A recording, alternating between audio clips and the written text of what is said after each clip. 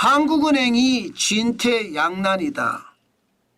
11월에 금리를 인하할 것인가 아니면 동결할 것인가, 이것을 두고 진퇴양난이라고 이야기하거든요.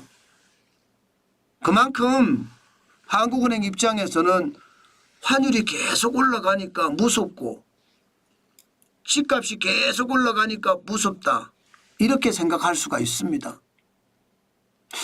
그런데 저는 환율을 핑계 삼아 집값을 핑계 삼아 금리를 내리지 않는 것은 또 책임 실기가 될 수도 있다는 생각을 저는 합니다.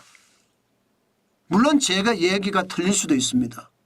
그러나 전 세계를 추세적으로 보자고요. 전 세계를 추세적으로 보면 금리를 인하하는 게 대세입니다. 뭐 미국만 인하하는 게 아니잖아요. 당장 말입니다. 유럽은 올해만 마이너스 1.10% 내렸습니다. 일본은 올렸어요. 0.15%. 그렇지만 영국도 0.5% 내렸죠. 캐나다, 스웨덴, 스위스는 0.75%씩 내렸습니다. 중국도 0.1% 내렸고요. 멕시코도 0.75% 내렸거든요. 브라질도 1.25%까지 내렸다가 최근 9월에 다시 0.25% 올리기도 했습니다. 그러나 전체적인 흐름을 보면 금리를 내리자가 대세잖아요. 그죠? 내리자가 대세입니다. 왜?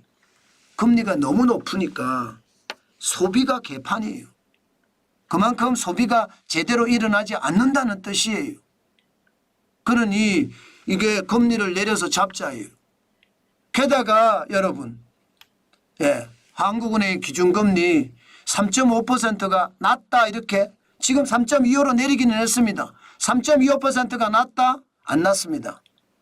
우리는 초저금리를 경험을 했거든요. 0.5%의 금리를 경험을 한 사람으로서 3.25%의 금리는 굉장히 높습니다. 이것은 여러분, 돈을 쓰고 싶어도 이자 부담이 많아서 돈을 못 쓰는 경우가 많다는 뜻이에요. 저는 그래서 전 세계적으로 흐름 자체가 금리 인하를 통해서 내수를 진작시키려고 하는 분위기, 우리도 거기에 편성해서 저는 맞춰주는 게 맞겠다, 그런 생각을 합니다. 미국과 금리차도 지금 1.5%로 줄었습니다. 이거 2%까지 벌어졌었거든요. 2%까지 벌어졌었는데 이제는 1.5%까지 줄었잖아요. 2% 벌어졌을 때도 사실 자본 유출이 그렇게 많지 않았습니다.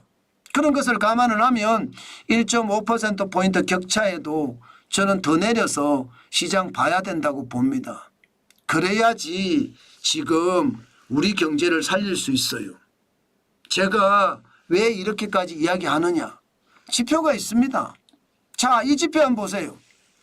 제조 국내 공급 지수입니다. 지금 보시다시피 2023년 3분기 마이너스 2.9%부터 시작을 해서요. 2023년 3분기 마이너스 0.4%예요. 5분기 연속 전년 대비해서 국내 공급 지수가 마이너스를 기록한다는 뜻이잖아요. 이 말은 여러분, 국내 공급이잖아요. 국내 공급 지수가 마이너스가 된다는 것, 이거 우리가 잘 생각을 해야 됩니다. 무슨 뜻이냐? 국내 기업이 국내에서 생산해서 뭐 부품을 생산하든 아니면 완제품을 생산하든 공급하는 게 줄었다는 뜻이고, 해외 기업이 해외 생산을 해서 국내 유통을 하는 것, 이것도 포함이 되거든. 여기에요. 해외 기업이 아니면 국내 기업이 해외 생산해도 되고요. 해외 생산을 해서 국내에 유통시키는 것도 포함이 돼요. 그런데 이게 5분기 연속 마이너스? 이 말은 제조업들 지금 굉장히 어렵다는 뜻이잖아요. 5분기면 1년하고도 3개월입니다. 지금 그만큼 말입니다. 1년 3개월 동안 마이너스가 됐다는 것은 빚으로 버틴다는 뜻이, 이익이 안 나올 거 아니에요. 이익이. 빚으로 버텨가고 있다는 뜻입니다. 이게 여러분 여기서 끝날 것 같으면 뭐 금리 인하 안 해도 된다, 이렇게 이야기할 수 있습니다. 약간 올라간다. 원래 3분기에 0.4로 올라갔지 않느냐. 2분기까지 마이너스 1.3%인데 3분기에는 마이너스 0.4%로 올라갔지 않느냐. 그렇기 때문에 금리 인상이 뭐 필요하냐 이렇게 말하시는 분도 있습니다. 아닙니다. 기저효과입니다. 2023년 3분기를 보면 마이너스 2.9잖아요. 그죠? 그러면 마이너스 0.4%는 많이 떨어졌기 때문에 덜 떨어져 보이는 것. 이게 기저효과입니다. 작년에 떨어졌는데 원래 더 떨어진 거잖아요. 떨어지고 떨어진 거예요. 지하 1층까지 떨어졌던 게 지하 2층까지 떨어졌다는 뜻이에요. 그러면 제조업들이 줄폐업한다는 말 사실이잖아요. 그러면 어떻게 해야 될까요? 정부가 돈을 쏟아 부어주든지 그렇지 않으면 금리 인하를 해서 간접적인 효과를 누리게 하는 겁니다. 그게 가장 좋은 방법이거든요. 이게 제조업 공부 지수만 제조업만 이렇게 어려운 줄 알죠? 아닙니다. 소매도 어렵습니다. 소매. 도매가 어려우면 소매가 어려운 것처럼 소매 판매 지수는 벌써 10분기 연속 전년 대비해서 마이너스예요. 그러면 이것은요 10분기 연속이잖아요. 10분기면 2년하고도 6개월이나 됩니다. 그러면 여러분 이게 지하 1층까지 떨어졌는데 지하 2층이 또 있었고요. 지하 2층까지 떨어지니까 지하 3층이 또 있었습니다. 지하 3층까지 떨어졌는데 지하 4층이 또 있어요. 여기가 다냐? 이렇게 지금 이야기하고 있습니다. 여기가 다냐? 달까요? 아닐 수도 있습니다. 다가 아니라 더 올라갈 수도 있습니다. 그렇게 생각을 하면 지금 금리 인하를 해서 실질적으로는 소비를 진작시킬 수 있는 방안 반드시 필요합니다. 지금 한국은행이 망설이고 있다는 이야기 자체도 저는 이게 잘못됐다고 생각합니다. 현재까지는요 한국은행이 11월 달에 금리를 안 내린다의 방점이 있습니다. 그런데 지표를 보면 분명히 금리를 내려줘야 합니다. 그래야지 우리 내수가 약간이라도 살아납니다. 저는 이대로 간다면 최악의 시나리오 맞을 수 있다고 저는 보거든요. 저는 지금 마중물 부어줘야 된다고 생각해요. 정부는 돈 없어요. 여러분 11월 12월이 되면요 정부가 돈이 있을 수가 없습니다.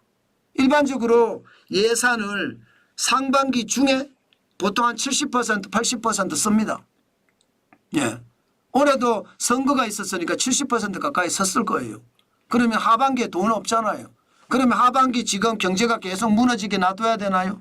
아니잖아요. 그렇게 생각을 하면 금리를 내려주는 것만이 답이다. 저는 그렇게 생각한다는 뜻입니다. 그만큼 말입니다. 한국은행이 실기를 안 했으면 좋겠어요. 한국은행 실기를 했거든요. 한국은행 이창용 총재는 실기를 안 했다.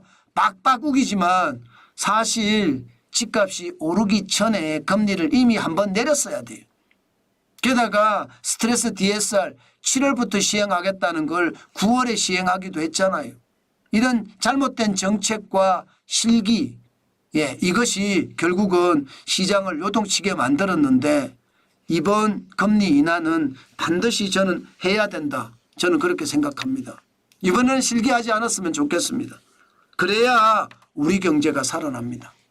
지금 그게 제가 봐서는 가장 중요한 요소가 아닐까. 오늘 또 그런 이야기 해보네요.